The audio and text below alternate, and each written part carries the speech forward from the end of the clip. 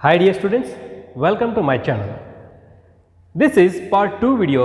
Already we completed part 1. Part 1 ಅಲ್ಲಿ subject verb agreement ಬಗ್ಗೆ ಈಗಾಗಲೇ 4 ರೂಲ್ಸನ್ನು ಕಂಪ್ಲೀಟ್ ಮಾಡಿದ್ವಿ. ಡಿಸ್ಕ್ರಿಪ್ಷನ್ ಬಾಕ್ಸಲ್ಲಿ ನಿಮಗೆ ಒಂದು ಪಾರ್ಟ್ 1 ಸಬ್ಜೆಕ್ಟ್ ವರ್ಬ್ ಅಗ್ರಿಮೆಂಟಿನ ವಿಡಿಯೋ ನಿಮಗೆ ಸಿಗ್ತದೆ. ಆ್ಯಂಡ್ ಅದರ್ ಗ್ರಾಮರ್ ರಿಲೇಟೆಡ್ ಮತ್ತು PUC first year and second year work book solved ಕೂಡ ನಿಮ್ಗೆ ಡಿಸ್ಕ್ರಿಪ್ಷನಲ್ಲಿ ಸಿಗ್ತದೆ. ಆಮೇಲೆ ಪ್ಲೇಲಿಸ್ಟ್ಗೆ ಹೋಗಿ ನೀವು ಚೆಕ್ ಮಾಡಿದಾಗ ಅಲ್ಲಿ ಬೇರೆ ಬೇರೆ PUC ಫಸ್ಟ್ ಇಯರ್ ಮತ್ತು ಸೆಕೆಂಡ್ ಇಯರ್ನ ಇಂಗ್ಲೀಷ್ ಲೆಸನ್ಸ್ ಕೂಡ ನಿಮಗೆ ಅಲ್ಲಿ ಅವೈಲೇಬಲ್ ಆಗ್ತವೆ. Okay, let's come to the subject verb agreement rules number 5. Rule ಏನಿದೆ 5ನೇದು, if 2 subjects are joined by, ಎರಡು ಸಬ್ಜೆಕ್ಟ್ಗಳು joined by which words, these words neither nor, either or, not only but also, nor or none but, ಇಂತಹ ಶಬ್ದಗಳಿಂದ ಅವು ಏನಾಗಿದ್ರೆ join ಆಗಿದ್ರೆ.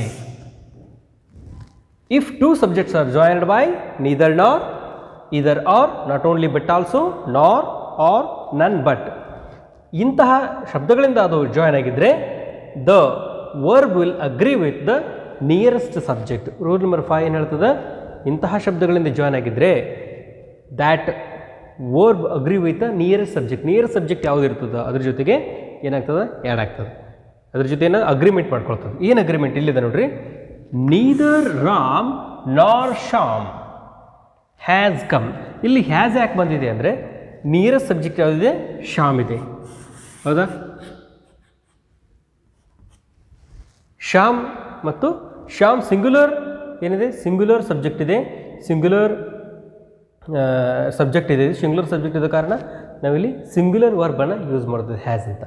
Okay, ಇನ್ನು ಎರಡನೇ example, either Ram or his friends.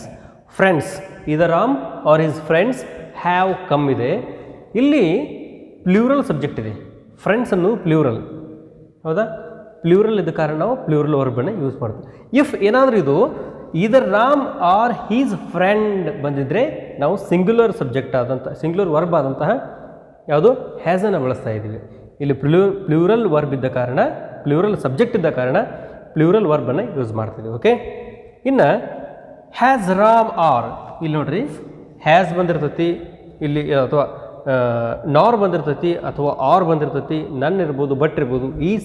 ಈ ಒಂದು ವರ್ಡ್ಸಿಂದ ಜಾಯ್ನ್ ಆಗಿದ್ದರೆ has Ram or Shyam come, has Ram or Shyam come question mark ಇದು. ಇಲ್ಲಿ ನೋಡ್ರಿ ಹ್ಯಾಸ್ ನಿಯರೆಸ್ಟ್ ಸಬ್ಜೆಕ್ಟ್ ಯಾವುದಿದೆ, ರಾಮ್ ಇದೆ, ರಾಮ್ ಇದೆ ಸಿಂಗ್ಯುಲರ್ ಸಬ್ಜೆಕ್ಟು, ಆದ ಕಾರಣ ನಾವಿಲ್ಲಿ ಸಿಂಗ್ಯುಲರ್ ವರ್ಬನ್ನು ಯೂಸ್ ಮಾಡ್ತಾ ಇದ್ದೀವಿ. ಓಕೆ, ಇದು ರೂಲ್ ನಂಬರ್ 5. ಇನ್ನು ರೂಲ್ ನಂಬರ್ 6.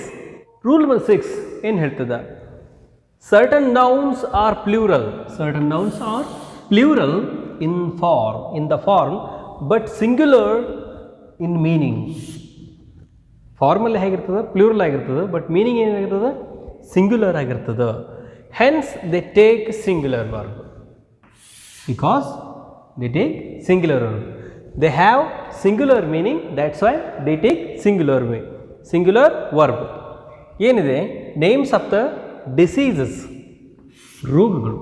ಡಿಸೀಸ್ ಮುಂದೆ ಅವು ಎಂಥವು ನೋಡ್ಲಿಕ್ಕೆ ಅವು ಹೇಗೆ ಕಾಣಿಸ್ತವು, ES ಬಂದರೆ ನಾವೇನು ಅಂದ್ಕೊಳ್ತೇವೆ, ಅದು ಪ್ಲ್ಯೂರಲ್ ಸಬ್ಜೆಕ್ಟು ಅಂತ ಅಂದ್ಕೊಳ್ತೇವೆ. ಇಲ್ಲಿ ಹೇಗಿದೆ, ಮಿಸಲ್ಸ್ ಅಂದರೆ ದಡಾರ ಅಂತ ಏನು ಹೇಳ್ತೇವಲ್ಲ, ದಡಾರ, ಮೀಸಲ್ಸ್ ಆ ರೋಗ, ಇದು ಮೀನಿಂಗ್ ಏನಿದೆ, ಸಿಂಗ್ಯುಲರ್ ಇದೆ. ಮೀನಿಂಗ್ ಸಿಂಗ್ಯುಲರ್ ಇದ್ದ ಕಾರಣ ಇಂಥ ವರ್ಡ್ಸ್ ಬಂದಾಗ ನಾವು ಸಿಂಗ್ಯುಲರ್ ವರ್ಬನ್ನು ಯೂಸ್ ಮಾಡಬೇಕು.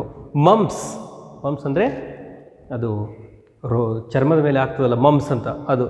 ಆಮೇಲೆ ರಿಕೆಟ್ಸ್ ಅಂದರೆ ಪೋಷಕಾಂಶಗಳ ಕೊರತೆಯಿಂದ ಬರ್ತಕ್ಕಂಥ ರೋಗ. ಶಿಂಗಲ್ಸ್ ಅಂದರೆ ಸರ್ಪಸುತ್ತು. ಇವೆಲ್ಲ ಚರ್ಮಕ್ಕೆ ಸಂಬಂಧಪಟ್ಟಂಥ ಒಂದು ರೋಗ. ಸರ್ಪಸುತ್ತು ಅಂತ ಹೇಳ್ತಾರೆ, ಶಿಂಗಲ್ಸ್ ಅಂತ ಕರೀತಾರೆ. ಓಕೆ, ಇವೆಲ್ಲ ನೋಡ್ಲಿಕ್ಕೆ ಹೇಗಿದೆ, ಪ್ಲ್ಯೂರಲ್ ಥರ ಕಾಣುತ್ತೆ. ಇನ್ನು name of the games, billiards ನೋಡಿದ್ರಲ್ಲ, ಬಿಲಿಯರ್ಡ್ಸ್, ಆಮೇಲೆ ಡ್ರಾಟ್ಸು, ಇವೆಲ್ಲ ಏನದವು ನೇಮ್ಸ್ ಆಫ್ ದ ಗೇಮ್ಸ್ ಕೂಡ ಕಾಣೋದಕ್ಕೆ ನಮಗೆ ಪ್ಲೂರಲ್ ಥರ ಕಾಣ್ತಾವೆ. It has a singular meaning. ಇನ್ನು ನೇಮ್ ಆಫ್ ದ ಕಂಟ್ರೀಸ್ ಕೆಲವು ನೇಮ್ ಹೇಗಿದೆ. ದ ಯುನೈಟೆಡ್ ಸ್ಟೇಟ್ಸ್ ಅಂದರೆ ಸ್ಟೇಟ್ಸ್ ಎಲ್ಲ ಕೂಡ ಯುನೈಟ್ ಆಗಿದೆ, ಅದಕ್ಕೆ ಯುನೈಟೆಡ್ ಸ್ಟೇಟ್ಸ್ ಆಫ್ ಅಮೇರಿಕಾ ಅಂತಲೇ ಕರಿತೀವಿ ನಾವು. ಯುನೈಟೆಡ್ ಸ್ಟೇಟ್ಸ್ ಅಂದರೆ ಇಲ್ಲಿ ಕಂಟ್ರೀಸ್ ಇಲ್ಲ, ಅಂದರೆ ಒಂದು name of the only one country ಇದು. Okay, then the West Indies ಕೂಡ ಅದು one country name. Then book ಬಗ್ಗೆ name of the book the Arabian Nights ಅನ್ನೋದು ಒಂದು ಬುಕ್ಕಿನ ಹೆಸರು. ತ್ರೀ ಮಸ್ಕಿಟರ್ಸ್ ಅನ್ನೋದು ಕೂಡ ಒಂದು ಬುಕ್ಕಿನ ಒಂದು ಹೆಸರು.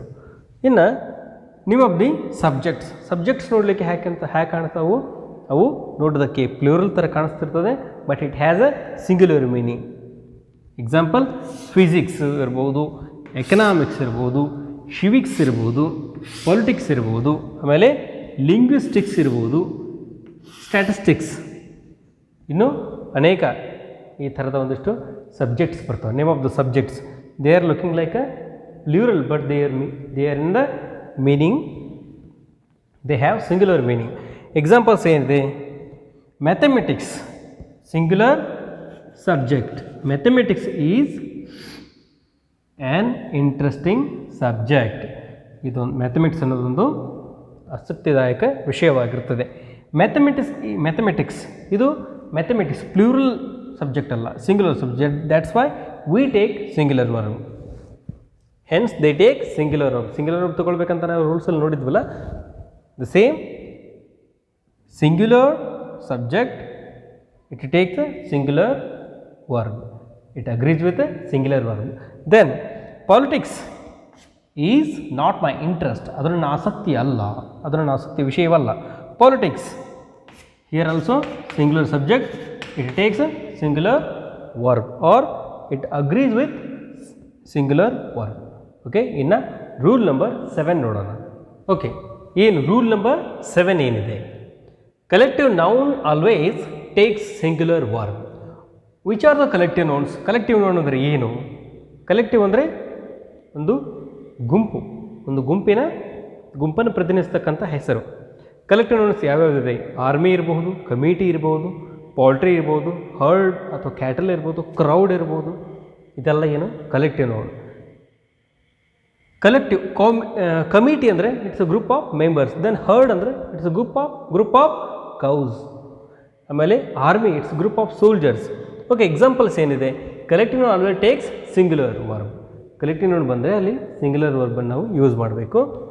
The herd of cows is grazing in the field. Is gazing, ಇಲ್ಲಿ ನೋಡ್ರಿ ಈಸ್ ಇದೆ. ಕಲೆಕ್ಟಿವ್ ಏನು ಇಲ್ಲಿ ಕಲೆಕ್ಟಿವ್ ನೌನ್ ಇದೆ, ಇದೇನಿದು? ಇದು ಕಲೆಕ್ಟಿವ್ ನೌನ್. ಇದೇನಾಗಿರ್ತದೆ? Singular subject. ಹೌದಾ? ಸಿಂಗ್ಯುಲರ್ ಸಬ್ಜೆಕ್ಟ್ ಆದ ಕಾರಣ it must agree with singular verb. Then the committee ಅನ್ನೋದಲ್ಲಿ singular subject. The committee has singular verb ಜೊತೆಗೆ ಅಗ್ರಿಮೆಂಟ್ ಆಗ್ತದೆ. Unanimously taken its decision. ಅದು ಅನ್ಆನಿಮಸ್ಲಿ ಅಂದರೆ ಸರ್ವಾನುಮತದಿಂದ, ಯಾವುದೇ ವಿರೋಧವಿಲ್ಲದೆ ಇಟ್ ಟೇಕನ್ ಇಟ್ಸ್ ಡಿಸಿಷನ್, ಅದು ಡಿಸಿಷನ್ ತಗೊಳ್ತದೆ. ಕಮಿಟಿ ಅನ್ನೋದಲ್ಲಿ singular subject. This is a group of member committee ಅಂದರೆ. ಓಕೆ, ಒಂದು ನೋಟ್ ಇದೆ, ಒಂದು ಸ್ಮಾಲ್ ನೋಟ್. ಏನಿದೆ?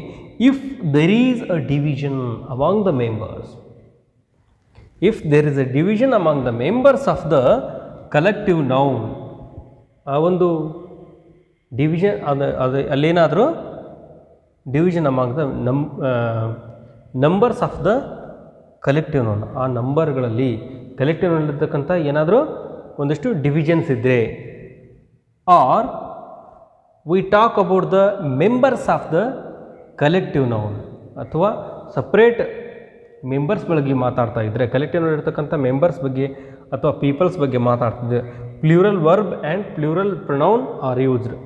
ಪ್ಲೂರಲ್ ವರ್ಬ್ ಅಥವಾ ಪ್ಲೂರಲ್ ಪ್ರೊನೌನ್ ಅಲ್ಲಿ ಯೂಸ್ ಆಗ್ತದೆ. ಎಕ್ಸಾಂಪಲ್ ಹೇಳಿದರೆ ನೋಡ್ತಾ ಹೋದರೆ ಗೊತ್ತಾಗ್ತದೆ. The jury are divided in their opinion. Jury ಅಂದರೆ this is a group of judges, ನ್ಯಾಯವಾದಿಗಳ ಒಂದು ಗುಂಪು, ನ್ಯಾಯ ನಿರ್ಣಯ ಕೊಡ್ತಿರ್ತಾರಲ್ಲ ಅವರ ಗುಂಪು. ಜ್ಯೂರೀಸ್ ಅಂದರೆ ಜ್ಯೂರಿ ಅಂದರೆ ಒಬ್ಬರೇ ಇರಲ್ಲ, this is a collective noun. The jury are divided the jury are juries ಆಗಲ್ಲ, ಜೂರಿ ಅಷ್ಟೇ. The jury are divided in their opinion. ಇಲ್ಲಿ ನೋಡ್ರಿ, ಇನ್ ದೇರ್ ಒಪಿನಿಯನ್, ದೇರ್ ಬಂದಿದೆ, ಪ್ಲ್ಯೂರಲ್ ಪ್ರೊನೌನ್ ಬಂದಿದೆ, ಇದು ಕಲೆಕ್ಟಿವ್ ನೌನ್. ಇಲ್ಲಿ ಏನಾಗಿದೆ, ಇನ್ ದೇರ್ ಒಪಿನಿಯನ್, ಡಿವಿಷನ್ ಇದೆ. ಇಲ್ಲಿ ಅವ್ರವ್ರ ಒಪಿನಿಯನ್ಗಳು ಏನಾಗಿದೆ, ಬೇರೆ ಬೇರೆ ಆಗಿದೆ ಅಂತ ಹೇಳ್ತಾ ಇದ್ದಾರೆ ಇಲ್ಲಿ. ಆ ಕಾರಣ ನಾವು ಇಲ್ಲಿ ಮಾಡಬೇಕು, ಪ್ಲ್ಯೂರಲ್ ವರ್ಬನ್ನು ತಗೋಬೇಕು, ಜೊತೆಗೆ ಪ್ಲ್ಯೂರಲ್ ಪ್ರೊನೌನನ್ನು ತಗೊಳ್ಬೇಕು. Okay, then the audience have taken their seats. Plural pronoun ಇದು. ದ ಆಡಿಯನ್ಸ್ ಅನ್ನೋದು ಇಲ್ಲಿ ಆಡಿಯನ್ಸ್ ಕೌಂಟೇಬಲ್ ನೌನ್ ಬಂದ ಕಾರಣ ನಾವಿಲ್ಲಿ ಪ್ಲ್ಯೂರಲ್ ತೊಗೊಳ್ತಾ ಇದ್ದೀವಿ. ಸಿಂಗುಲರ್ ತೊಗೋಬೇಕು ಅಂತ ಹೇಳಿದ್ವಿ, ಬಟ್ ಪ್ಲ್ಯೂರಲ್ ಯಾಕೆ ತೊಗೊಳ್ತಾ ಇದ್ದೀವಿ ಅಂದರೆ, ಟೇಕನ್ ದೇರ್ ಸೀಟ್ಸ್, ತಮ್ಮ ಸೀಟ್ಸ್ಗಳನ್ನು ಅವರು ತೆಗೆದುಕೊಂಡ್ರು, ಹಿಡಿದ್ರು, ಕೂತರು ಅಂತ ಹಾಗೆ. ಟೇಕನ್ ದೇರ್ ಸೀಟ್ಸ್, ಇಲ್ಲಿ ಇದೇನು ಮಾಡ್ತೀವಿ,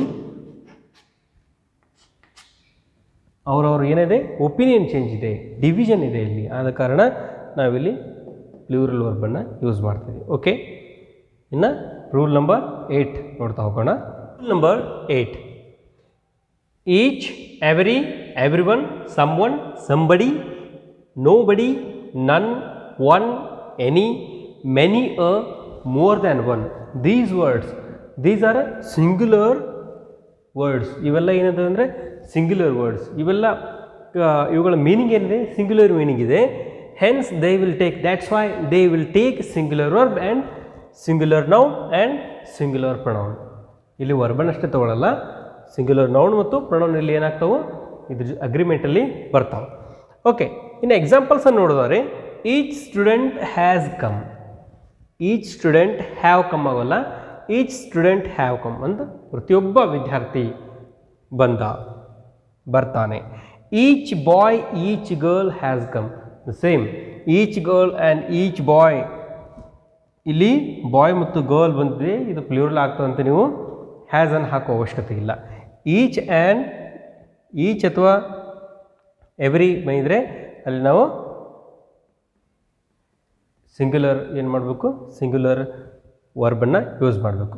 one must tolerate one's friend as well as one's enemy.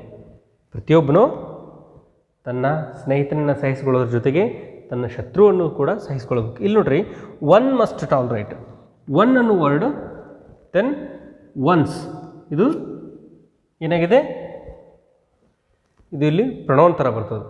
One must tolerate one's friend as well as one's enemy, ಇದು ಕೂಡ ಸಿಂಗ್ಯುಲರ್ ಪ್ರೊನೌನ್ ಅದು. Many a student has not done his home work. Many a student has not done.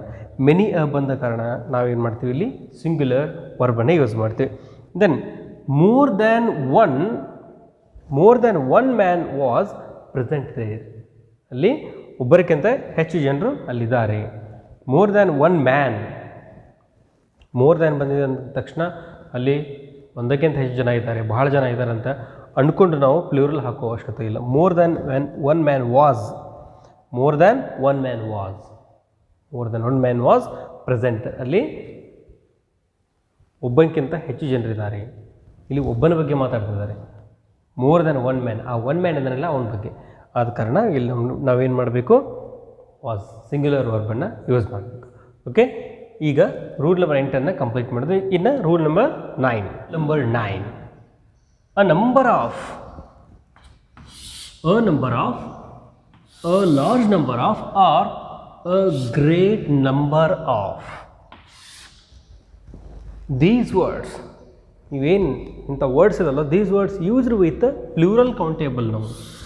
ಇವು ಯಾವಾಗಲೂ plural countable noun ಜೊತೆಗೆ use ಆಗ್ತದೆ. ಅ number of ಇರ್ಬೋದು, ಅ large number of ಇರ್ಬೋದು, a great number of ಇರ್ಬೋದು. ಇವುಗಳೆಲ್ಲ ಎದ್ರ ಜೊತೆ ಯೂಸ್ ಆಗ್ತಾವೆ, ಪ್ಲ್ಯೂರಲ್ ಕೌಂಟೇಬಲ್ ನೌನ್ ಜೊತೆಗೆ ಯೂಸ್ ಆಗ್ತಾವೆ. Hence they will take plural verb. Plural countable ಜೊತೆಗೆ ಯೂಸ್ ಆಗೋದ ಕಾರಣಕ್ಕಾಗಿ ಇವುಗಳಿಗೆ ನಾವು ಯಾವ ವರ್ಬನ್ನು ಆ್ಯಡ್ ಮಾಡಬೇಕು, ಯಾವ ವರ್ಬ್ ಜೊತೆ ಇವುಗಳನ್ನು ಅಗ್ರಿಮೆಂಟ್ ಮಾಡಿ ಸೆಂಟೆನ್ಸ್ ರೆಡಿ ಮಾಡಬೇಕಂದ್ರೆ ಪ್ಲ್ಯೂರಲ್ ವರ್ಬನ್ನು ಇಲ್ಲಿ ಯೂಸ್ ಮಾಡಬೇಕು. ಎಕ್ಸಾಂಪಲ್ ನೋಡಿದರೆ, ಅ number of students var present. ಇಲ್ಲಿ ಪ್ಲ್ಯೂರಲ್ ಕೌಂಟೇಬಲ್ ನೌನ್, ಇದು ಪ್ಲ್ಯೂರಲ್ ಕೌಂಟೇಬಲ್ ನೌನ್ ಆದ ಕಾರಣ ಇದು ಪ್ಲೂರಲ್ ಸಬ್ಜೆಕ್ಟ್ ಆಗಿದೆ, ಆದ ಕಾರಣ ನಾವು ಇಲ್ಲಿ ಏನು ತೊಗೊಳ್ತೀವಿ, ಪ್ಲೂರಲ್ ವರ್ಬನ್ನು ತೊಗೊಳ್ತೀವಿ. ಓಕೆ, ಅ ನಂಬರ್ ಆಫ್ ಇರ್ಬೋದು, or a large number of accidents were reported in newspaper. Okay, ಇಲ್ಲೇನಿದೆ, ಪ್ಲೂರಲ್ ಸಬ್ಜೆಕ್ಟ್ ಏನಿದೆ ಪ್ಲೂರಲ್ ಇದೆ, ಅಂದರೆ ಪ್ಲೂರಲ್ ಕೌಂಟೇಬಲ್ ನೌನ್ ಇದು. Then we take plural verb. ಇಲ್ಲಿ ಪ್ಲೂರಲ್ ಸಬ್ಜೆಕ್ಟ್ ಬಂದ ಕಾರಣ ಪ್ಲೂರಲ್ ವರ್ಬನ್ನು ತಗೊಳ್ತಾ ಇದ್ದೀವಿ. Reported in newspaper, accidents were reported in newspaper. ಇಲ್ಲೊಂದು ನೋಟ್ ಇದೆ, ಏನು, ಅ ನಂಬರ್ ಆಫ್ ಅಥವಾ ಅ ಲಾರ್ಜ್ ನಂಬರ್ ಅಥವಾ ಅ ಗ್ರೇಟ್ ನಂಬರ್ ಆಫ್ ನೋಡಿದ್ವಿ, ಹೌದಾ? ಆದರೆ ದ ನಂಬರ್ ಆಫ್ ಅಂದರೆ ಏನು ಯೂಸ್ ಮಾಡಬೇಕು? The number